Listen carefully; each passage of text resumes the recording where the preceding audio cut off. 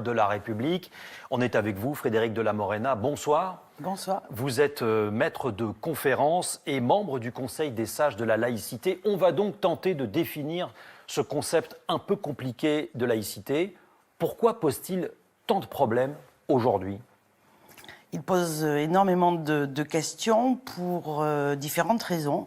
Parce que déjà, il est difficile à définir. C'est difficile de donner une définition parce que est apparue à la fin des années 80 une autre conception de la laïcité. C'est cette fameuse laïcité adjectivée, une laïcité à laquelle on accole plusieurs adjectifs, ouverte, plurielle, inclusive, tolérante, et qui, à contrario, nous fait penser que l'autre laïcité, je pense celle qui est basée sur la loi de 1905, serait donc intolérante, fermée.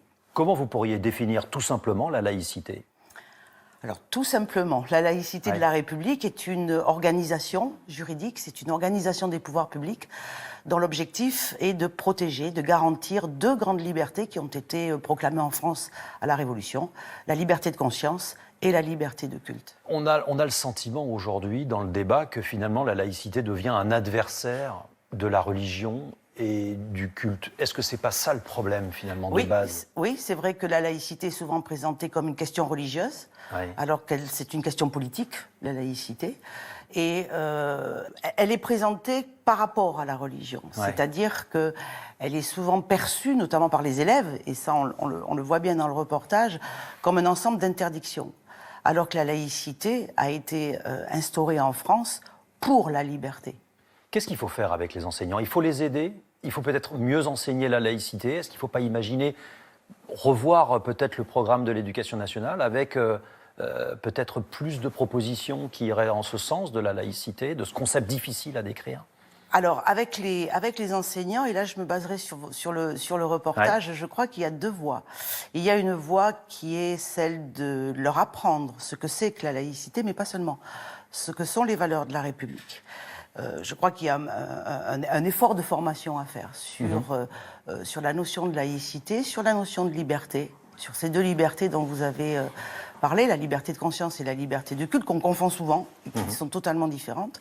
Et le deuxième volet, c'est peut-être les rassurer, en leur disant qu'il ne faut pas hésiter à dire non, parfois, face à toutes les revendications ou les l'expression religieuse des élèves qui voudraient s'imposer à l'école. On peut les comprendre, hein.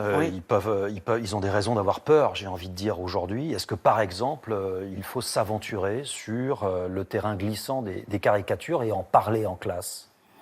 Alors, s'agissant des caricatures, le cours à travers lequel on peut, mais ce n'est pas du tout une obligation, montrer des caricatures, est le cours sur la liberté d'expression. La caricature n'est qu'une façon d'illustrer un cours. Et donc l'objectif du cours, ce serait d'expliquer aux élèves qu'est-ce que ça veut dire que la liberté d'expression, jusqu'où peut aller l'expression des individus, et puis dans l'enceinte de l'école, jusqu'où peut aller l'expression des élèves, et aussi jusqu'où peut aller l'expression des enseignants.